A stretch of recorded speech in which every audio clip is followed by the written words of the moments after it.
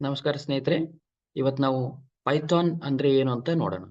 ಈ ಪೈಥಾನ್ ಅಲ್ಲಿ ಯಾಕೆ ಎಲ್ಲರೂ ಇತ್ತೀಚೆಗೆ ಪೈಥಾನ್ ಪೈಥಾನ್ ಅಂತ ಹೇಳ್ತಾ ಇದ್ದಾರೆ? ಅದರಲ್ಲೂ ಎಸ್ಪೆಷಲಿ ಡೇಟಾ ಸೈನ್ಸ್ ಅಂತ ಬಂದ್ರೆ ಎಲ್ಲರೂ ಪೈಥಾನ್ ಮಾತ್ರ ಮಾತಾಡ್ತಿದ್ದಾರೆ. ಯಾಕೆ? ಯಾಕಿರ್ಬೋದು? ಓಕೆ. ಸೊ ಈ ಡೇಟಾ ಸೈನ್ಸ್ ಅಂತ ಬಂದಾಗ ಏನಾಗುತ್ತೆ? ನಮ್ಮ ಹತ್ರ ಸಾಕಷ್ಟು ಡೇಟಾ ಇರುತ್ತೆ. ಈ ಡೇಟಾ ಎಲ್ಲ ಪ್ರಾಸೆಸ್ ಮಾಡ್ಲಿಕ್ಕೆ ನಮಗೆ ಒಂದು ಪರ್ಟಿಕ್ಯುಲರ್ ಲ್ಯಾಂಗ್ವೇಜ್ ಬೇಕು. ಒಂದು ಪರ್ಟಿಕ್ಯುಲರ್ ಪ್ರೋಗ್ರಾಮಿಂಗ್ ಲ್ಯಾಂಗ್ವೇಜ್ ಬೇಕು ಅಲ್ವಾ?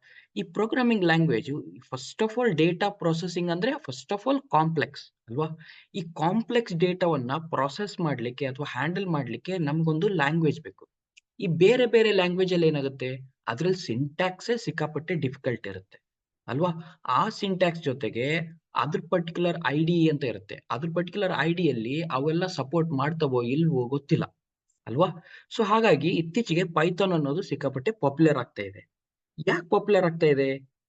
ಅದರಿಂದ ಒಂದು ಸ್ವಲ್ಪ ಅದರಲ್ಲಿ ಅರ್ಥ ಮಾಡ್ಕೊಳ್ಳೋಕೆ ಪ್ರಯತ್ನ ಮಾಡೋಣ. ಓಕೆ. ಈ ಪೈಥಾನ್ ಅಂದ್ರೆ ಒಂದು ವರ್ಸಟೈಲ್ ಲ್ಯಾಂಗ್ವೇಜ್. ಯಾಕೆ ವರ್ಸಟೈಲ್ ಗೊತ್ತಾ? ಇದರಲ್ಲಿ ಸಾಕಷ್ಟು ನಮಗೆ ಫಂಕ್ಷನ್ಸ್ ಇದೆ. Inbuilt functions.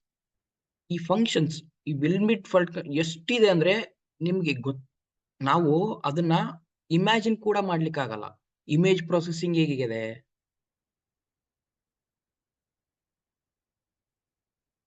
ಮ್ಯಾಥಮೆಟಿಕ್ಸ್ ಕ್ಯಾಲ್ಕುಲೇಷನ್‌ಗಿದೆ. ಹಂಗಾಗಿ ವಿಜುವಲೈಜೇಷನ್‌ಗಿದೆ. ಓಕೆ. ಸೊ ಎಲ್ಲಾ ಪ್ರೋಸೆಸ್ ಮಾಡ್ಲಿಕ್ಕೂ ನಮ್ಮ ಹತ್ರ ಸಿಕ್ಕಾಪಟ್ಟೆ ಫಂಕ್ಷನ್ಸ್ ಇದೆ. ಇನ್‌ಬಿಲ್ಟ್ ಫಂಕ್ಷನ್ಸ್ ಇದೆ. ಓಕೆ. ಸೊ ಹಾಗಾಗಿ ಇದು ಒಂದು ವರ್ಸಟೈಲ್ ಲ್ಯಾಂಗ್ವೇಜ್ ಅಂತ ನಾವು ಹೇಳ್ಬೋದು. ಸೊ ಇದನ್ನ ಹೆಚ್ಚಾಗಿ ನಾವು ಡೇಟಾ ಸೈನ್ಸ್‌ಗಾಗಿ ಬಳಸ್ತಾ ಇದ್ದೀವಿ. ಯಾಕೆ ಡೇಟಾ ಸೈನ್ಸ್‌ಗಾಗಿ ಬಳಸ್ತಾ ಇದೀವಿ? ಯಾಕಂದ್ರೆ ನಮ್ಮ ಹತ್ರ ನಾನಾಗ್ಲೇ ಹೇಳಿದಾಗೆ ಡೇಟಾ ಅಂದ ತಕ್ಷಣ ಅದು ಸಿಕ್ಕಾಪಟ್ಟೆ ಕಾಂಪ್ಲೆಕ್ಸ್ ಆಗಿರುತ್ತೆ. ಅಲ್ವಾ? ಆ ಕಾಂಪ್ಲೆಕ್ಸ್ ಡೇಟಾವನ್ನ ರೀಡ್ ಮಾಡಿ, ಅದನ್ನ ಪ್ರೊಸೆಸ್ ಮಾಡಿ, ಅದನ್ನ ಹ್ಯಾಂಡಲ್ ಮಾಡಿ, ಸೊ ಅದ್ರಲ್ಲಿ ನಮಗೆ ಸಿಕ್ಕಾಪಟ್ಟೆ ಟೈಮ್ ವೇಸ್ಟ್ ಆಗ್ಬಿಡುತ್ತೆ ಬೇರೆ ಲ್ಯಾಂಗ್ವೇಜ್‌ಗೆ ಹೋದ್ರೆ. ಬಟ್ ಪೈಥಾನ್‌ಗೆ ಬಂದಾಗ ಏನಾಗುತ್ತೆ? ಈ ಪೈಥಾನ್ ಅನ್ನೋದು ಬಹಳ ಸಿಂಪಲ್ ಆಗಿದೆ ಮತ್ತು ರೀಡೇಬಲ್ ಆಗಿದೆ. ನಾನು ಒಂದು ಎಕ್ಸಾಂಪಲ್ ಕೊಡ್ತೇನೆ. ರೀಡೇಬಲ್ ಅಂದ್ರೆ ನಮ್ಮಲ್ಲಿ ಪೈಥಾನಲ್ಲಿ ಒಂದು ಪ್ರಿಂಟ್ ಅಂತ ಫಂಕ್ಷನ್ ಇದೆ. ಓಕೆ. ಈ ಪ್ರಿಂಟ್ ಅನ್ನೋದು ಈ ನೇಮ್ ಇಂದಾನೆ ನಾನು ಹೇಳ್ಬೋದು. ಇದು ಏನ್ ಕೆಲಸ ಮಾಡುತ್ತೆ ಅಂತ. ಅಲ್ವಾ? ಈ ಪ್ರಿಂಟ್ ಅಂದ್ರೆ ಏನು? ಇದು ನಾನು ಏನನ್ನಾದರೂ ಪ್ರಿಂಟ್ ಮಾಡ್ಲಿಕ್ಕೆ ಯೂಸ್ ಮಾಡ್ಬೋದು ಅಲ್ವಾ? ಸೊ ಹಾಗೆ ನಮ್ಮತ್ರ ಸಿಕ್ಕಾಪಟ್ಟೆ ಫಂಕ್ಷನ್ಸ್ ಇದೆ. ಎಲ್ಲಾ ಫಂಕ್ಷನ್ಸುನು ಬಹಳ ರೀಡಬಿಲಿಟಿ ಇದೆ ಮತ್ತೆ ಸಿಂಪಲ್ ಆಗಿದಾವೆ. ಸೊ ಹಾಗಾಗಿ ಪೈಥಾನ್ ಅನ್ನೋದು ಇತ್ತೀಚೆಗೆ ಸಿಕ್ಕಾಪಟ್ಟೆ ಫೇಮಸ್ ಆಗ್ತಾ ಇದೆ. ಈ ಪೈಥಾನ್ ಅಲ್ಲಿ ನಂಪೈ, ಪಾಂಡಾಸ್ ಅಂತ ಒಂದಿಷ್ಟು ಇನ್‌ಬಿಲ್ಟ್ ಪ್ಯಾಕೇಜಸ್ ಇದೆ. ಆ ಇನ್‌ಬಿಲ್ಟ್ ಪ್ಯಾಕೇಜಸ್ ಇಂದ ನಾವು ಡೇಟಾ ಸೈನ್ಸ್‌ಗಾಗಿ ಇದನ್ನ ಸಿಕ್ಕಾಪಟ್ಟೆ ಯೂಸ್ ಮಾಡ್ಬೋದು. ಎಫೆಕ್ಟಿವ್ ಯೂಸ್ ಆಗುತ್ತೆ. ಹೇಗೆ? ಇದರಲ್ಲಿ ನಂಪೈ, ಪಾಂಡಾಸ್ ಅಂತ ಇದೆಯಲ್ಲ, ಇದು ಮೋಸ್ಟ್ ಪವರ್‌ಫುಲ್ ಪ್ಯಾಕೇಜಸ್. ಈ ಪ್ಯಾಕೇಜಸ್ ನಮಗೆ ಬೇರೆ ಲ್ಯಾಂಗ್ವೇಜ್ ಅಲ್ಲಿ ಸಿಗಲ್ಲ. ಹಾಗಾಗಿ ನಮಗೆ ಪೈಥಾನ್ ಅಲ್ಲಿ ನಾವು ಡೇಟಾ ಸೈನ್ಸ್ ಅನ್ನ ಅಥವಾ ಡೇಟಾ ಹ್ಯಾಂಡಲ್ ಮಾಡೋದನ್ನ ಬಹಳ ಸಿಂಪಲ್ ಆಗಿ ಮತ್ತೆ ಈಸಿ ಆಗಿರುತ್ತೆ. ಮತ್ತೆ ನೀವು ಡೇಟಾವನ್ನ ಹ್ಯಾಂಡಲ್ ಮಾಡಿದಾಗ ಅದು ಟೇಬಲ್ ರೀತಿಯಲ್ಲಿರುತ್ತೆ. ಅಲ್ವಾ?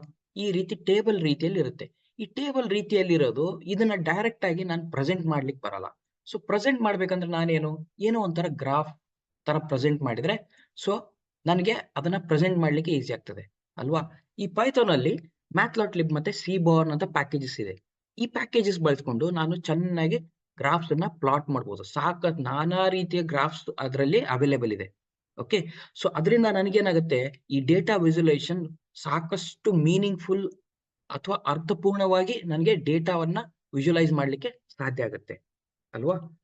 ಸೊ ಈ ಪೈಥಾನ್ ಅನ್ನೋದು ಇಷ್ಟು ನೋಡಿದ್ರೆ ನನಗೆ ಗೊತ್ತಾಗುತ್ತೆ. ಇದು ಸಿಕ್ಕಾಪಟ್ಟೆ ಪವರ್‌ಫುಲ್ ಲ್ಯಾಂಗ್ವೇಜ್. ಬಿಕಾಸ್ ಆಫ್ ಅದರಲ್ಲಿ ಸಿಕ್ಕಾಪಟ್ಟೆ ಪ್ಯಾಕೇಜಸ್ ಇದೆ. ಹಾಗಿದ್ರೆ ಪೈಥಾನ್ ಹೇಗೆ ಯೂಸ್ ಮಾಡ್ಬೇಕು? ಅಂದ್ರೆ ಆ ಪೈಥಾನ್ ರನ್ ಮಾಡ್ಬೇಕಂದ್ರೆ ನನಗೆ ಐಡಿಇ ಅಂತ ಬೇಕಾಗುತ್ತೆ. ಈ ಐಡಿಇ ಅಂದ್ರೆ ಏನ್ ಗೊತ್ತಾ? ಈ ನೀವು ಸಿಂಪಲ್ ಆಗಿ ಒಂದು ವರ್ಡ್ ಫೈಲ್ ಇರುತ್ತಲ್ಲ, ಈ ವರ್ಡ್ ಫೈಲ್ ಏನಕ್ಕೆ ಬಳಸ್ತೀರಾ? ನೀವು ಏನಾದರೂ ಒಂದು ಲೆಟರ್ ಬರೀಲಿಕ್ಕೆ ಬಳಸ್ತೀರಾ ಅಲ್ವಾ? ಸೊ ಈ ಲೆಟರ್ ಬರೀಲಿಕ್ಕೆ ವರ್ಡ್ ಫೈಲ್ ಯಾಕೆ ಯೂಸ್ ಮಾಡ್ತೀರಾ? ಯಾಕಂದ್ರೆ ನಿಮ್ಗೆ ಆ ವರ್ಡ್ ಫೈಲಲ್ಲಿ ಆಪ್ಷನ್ಸ್ ಇರುತ್ತೆ. ಏನೇನ್ ಆಪ್ಷನ್ಸು? ಅದರಲ್ಲಿ ನೀವು ಫಾಂಟ್ ಚೇಂಜ್ ಮಾಡ್ಬೋದು. ಹಾಗೆ ನೀವು ಫೈಲ್ ಸೇವ್ ಮಾಡ್ಬೋದು. ಹಾಗೆ ನೀವು ಕಲರ್‌ನ ಹಾಕ್ಬೋದು. ಅಲ್ವಾ? ಸೊ ಅದರಲ್ಲಿ ಸಾಕಷ್ಟು ಆಪ್ಷನ್ಸ್ ಇದೆ. ಈ ಆಪ್ಷನ್ಸ್ ಅನ್ನ ಬಳಸ್ಕೊಂಡು ನಾವೇನ್ ಮಾಡ್ತೀವಿ? ಈ ವರ್ಡ್ ಫೈಲಲ್ಲಿ ಒಂದು ಲೆಟರ್ ಚೆನ್ನಾಗಿರೋ ಲೆಟರ್ ಅನ್ನ ಫ್ರೇಮ್ ಮಾಡ್ತೀವಿ. ಅಲ್ವಾ? ಹಾಗೆ ನನಗೆ ಪ್ರೋಗ್ರಾಮಿಂಗ್ ಲ್ಯಾಂಗ್ವೇಜ್ ಅಲ್ಲಿ ನಾನು ಪ್ರೋಗ್ರಾಮ್ ಬರಿಬೇಕು ಅಂದ್ರೆ ನನಗೆ ಸಾಕಷ್ಟು ಆಪ್ಷನ್ಸ್ ಬೇಕಾಗುತ್ತೆ. ರನ್ ಮಾಡ್ಲಿಕ್ಕೆ ಬೇಕಾಗುತ್ತೆ, ಸೇವ್ ಮಾಡ್ಲಿಕ್ಕೆ ಬೇಕಾಗುತ್ತೆ, ಮತ್ತಿಷ್ಟು ಫಾಂಟ್ ಚೇಂಜ್ ಮಾಡ್ಲಿಕ್ಕೆ ಬೇಕಾಗುತ್ತೆ ಅಲ್ವಾ? ಸೊ ಹಾಗೆ ನನಗೆ ಪೈಥಾನ್ ಅಲ್ಲಿ ಐಡಿಇಗಳು ನೋಡ್ಬೇಕಂದ್ರೆ ನನಗೆ ಸಾಕಷ್ಟು ಐಡಿ ಇದೆ. ನೀವು ಪೈಥಾನ್ ಅನ್ನೋ ಸಾಫ್ಟ್‌ವೇರ್ ಇನ್‌ಸ್ಟಾಲ್ ಮಾಡಿದ ತಕ್ಷಣನೇ ನಿಮ್ಗೆ ಇನ್‌ಬಿಲ್ಟ್ ಆಗಿ ಒಂದು ಐಡಿಇ ಸಿಗುತ್ತೆ. ಅದನ್ನ ನಾವು ಐಡಿಎಲ್‌ಇ ಅಂತ ಹೇಳ್ತೇವೆ. ಇದು ಫ್ರೀ ಆಗಿರುತ್ತೆ. ಮತ್ತೆ ನಿಮ್ಗೆ ಪೈಥಾನ್ ಜೊತೆಗೇನೆ ಬರುತ್ತೆ. ಸೆಪರೇಟ್ ಆಗಿ ಇನ್‌ಸ್ಟಾಲ್ ಮಾಡೋ ಅಗತ್ಯ ಇರೋದಿಲ್ಲ. ಅದರದ್ದೇ ಆದ ಕೆಲವೊಂದಿಷ್ಟು ಅಡ್ವಾಂಟೇಜಸ್ ಇದೆ, ಕೆಲವೊಂದಿಷ್ಟು ಡಿಸ್ಅಡ್ವಾಂಟೇಜಸ್ ಇದೆ. ಅದೇ ತರ ನಮ್ಮಲ್ಲಿ ಸ್ಪೈಡರ್ ಅಂತ ಇದೆ, ಪೈಚಾಮ್ ಅಂತ ಇದೆ, ಎರಿಕ್ ಅಂತ ಇದೆ, ವಿಮ್ ಅಂತ ಇದೆ. ಓಕೆ. ಆಟಮ್ ಅಂತ ಇದೆ, ಜುಪಿಟರ್, ಅನಕೊಂಡಾ, ಪೈಡೇವ್, ಟಾನಿ ಅಂತ ಸಾಕಷ್ಟು ಐಡಿಇಗಳಿದೆ. ಓಕೆ. ಸೊ ಈ ಐಡಿ ಬೇರೆ ಬೇರೆ ನೋಡ್ತಿರಲ್ಲ, ಇವೆಲ್ಲ ಬೇರೆ ಪ್ಯಾಕೇಜಸ್. ಬೇರೆ ಅಂದ್ರೆ ಸೆಪರೇಟ್ ಆಗಿ ಇನ್‌ಸ್ಟಾಲ್ ಮಾಡೋದು. ಬಟ್ ಐಡಿಯಲ್ಲಿ ಮಾತ್ರ ಪೈಥಾನ್ ಜೊತೆಗೇನೆ ಬರುತ್ತೆ. ನಾವು ಬಳಸೋದು ಯಾವುದು ಡೇಟಾ ಸೈನ್ಸಿಗೆ ಇಷ್ಟ್ರಲ್ಲಿ. ಇಷ್ಟ್ರಲ್ಲಿ ನೀವು ನೋಡ್ತಾ ಇದ್ರಲ್ಲ ಇವೆಲ್ಲ ಡೆವಲಪರ್ಸ್ ಬಳಸ್ಬೋದು, ಯಾರ್ಯಾರೋ ಬಳಸ್ಬೋದು ಅಲ್ವಾ? ಸೊ ನಾವು ಆಸ್ ಎ ಡೇಟಾ ಸೈಂಟಿಸ್ಟ್ ನಾವು ಜುಪಿಟರ್ ಮತ್ತೆ ಆನಕೊಂಡಾ ಬಳಸ್ತೀವಿ. ಈ ಜುಪಿಟರ್ ಮತ್ತೆ ಆನಕೊಂಡಾ ಯಾತಕ್ ಬಳಸ್ತೀವಿ? ಇದನ್ನೇ ಯಾತಕ್ಕಾಗಿ ಬಳಸ್ತೀವಿ? ಸೊ ಅದರದ್ದೇ ಆದ ಕೆಲವೊಂದಿಷ್ಟು ಅಡ್ವಾಂಟೇಜಸ್ ಇದೆ, ಕೆಲವೊಂದಿಷ್ಟು ಡಿಸ್ಅಡ್ವಾಂಟೇಜಸ್ ಇದೆ. ಸೊ ಜುಪಿಟರ್ ಯಾಕೆ ಬಳಸ್ತೀವಿ ಅಂದ್ರೆ, ಜುಪಿಟರ್ ಅಲ್ಲಿ ಏನಾಗುತ್ತೆ, ಇದು ಫಸ್ಟ್ ಆಫ್ ಆಲ್ ಇದು ಓಪನ್ ಸೋರ್ಸ್. ಓಕೆ. ಅಂದ್ರೆ ಫ್ರೀ ಆಗಿರುತ್ತೆ. ಓಕೆ. ಸೊ ಇದರಲ್ಲಿ ನಾವೇನ್ ಮಾಡ್ಬೋದು, ಇದರಲ್ಲಿ ನಾವು ಕೋಡ್ ಅನ್ನ ಬರಿಬೋದು, ಅದನ್ನ ಎಕ್ಸಿಕ್ಯೂಟ್ ಮಾಡ್ಬೋದು. ಓಕೆ. ಇಷ್ಟೇ ಅಲ್ಲದೆ ನಾವು ಯಾವ್ದಾದ್ರು ಪ್ಲಾಟ್ ಯಾವ್ದಾದ್ರು ಒಂದು ಚಾರ್ಟ್ ಅನ್ನ ಪ್ಲಾಟ್ ಮಾಡಿದ್ರೆ ಅದನ್ನ ವಿಜುವಲೈಸೇಷನ್ ಕೂಡ ನಮಗೆ ಈಸಿ ಆಗುತ್ತೆ. ಓಕೆ. ಸೊ ಇದರಲ್ಲಿ ಏನಾಗುತ್ತೆ ನಮಗೆ ಡೇಟಾ ಕ್ಲೀನಿಂಗ್ ಮತ್ತೆ ಡೇಟಾ ಟ್ರಾನ್ಸ್ಫಾರ್ಮೇಶನ್ ಮಾಡೋದು ನಮಗೆ ಬಹಳ ಸುಲಭವಾಗುತ್ತೆ. ಯಾಕೆ? ಇದರಲ್ಲಿ ನನಗೆ ಲೈನ್ ಬೈ ಲೈನ್ ಎಕ್ಸಿಕ್ಯೂಷನ್ ಇರುತ್ತೆ. ಓಕೆ. ಸೊ ಹಾಗಾಗಿ ನಾನು ಡೇಟಾ ಸೈನ್ಸ್‌ಗಾಗಿ ಪೈಥಾನ್ ಬಳಸ್ತೀನಿ. ಪೈಥಾನ್‌ಗೆ ಐಡಿಯನ್ನ ಜುಪಿಟರ್ ಅಂತ ತಗೊಂತೇನೆ. ಯಾಕೆ? ಬಿಕಾಸ್ ಅದರಲ್ಲಿ ಸ್ವಲ್ಪ ಅಡ್ವಾಂಟೇಜಸ್ ಇದೆ. ಏನು ಅಡ್ವಾಂಟೇಜಸ್ ನೋಡೋಣ ಬನ್ನಿ. ಅಡ್ವಾಂಟೇಜ್ ನೋಡ್ತಾ ಹೋದ್ರೆ ಫಸ್ಟ್ ಆಫ್ ಆಲ್ ನನಗೆ ಆಸ್ ಎ ಡೇಟಾ ಸೈಂಟಿಸ್ಟ್ ನನಗೇನ್ ಬೇಕು? ರಿಸಲ್ಟ್ಸ್ ಅನ್ನ ನಾನು ಕರೆಕ್ಟ್ ಆಗಿ ಸ್ಟೋರ್ ಮಾಡಿ ಅದನ್ನ ಈಸಿಯಾಗಿ ರಿವ್ಯೂ ಮಾಡ್ಲಿಕ್ಕೆ ಆಪ್ಷನ್ ಇರಬೇಕು. ಆ ತರ ನನಗೆ ಐಡಿಇ ಬೇಕು. ಸೊ ನನಗೆ ಜುಪಿಟರ್ ಆ ತರ ಎನ್ವೈರನ್ಮೆಂಟ್ ಕ್ರಿಯೇಟ್ ಮಾಡಿ ಕೊಡುತ್ತೆ. ಮತ್ತೆ ಡಾಕ್ಯುಮೆಂಟೇಶನ್ ಮಾಡ್ಲಿಕ್ಕೆ ನನಗೆ ಸುಲಭ ಆಗಿರ್ಬೇಕು. ಯಾಕೆ? ಡೇಟಾ ಸೈಂಟಿಸ್ಟ್ ಅಂತ ಬಂದಾಗ ನಾವೇನ್ ಮಾಡ್ಬೇಕಾಗತ್ತೆ? ಸಾಕಷ್ಟು ಡಾಕ್ಯುಮೆಂಟೇಶನ್ ವರ್ಕ್ ಇರುತ್ತೆ. ಸೊ ನಮ್ ಕೋಡ್ ಬರಿತೀವಲ್ಲ, ಕೋಡ್ ಏನ್ ಹೇಳುತ್ತೆ ಅಂತ ಬರಿಬೇಕಾಗುತ್ತೆ.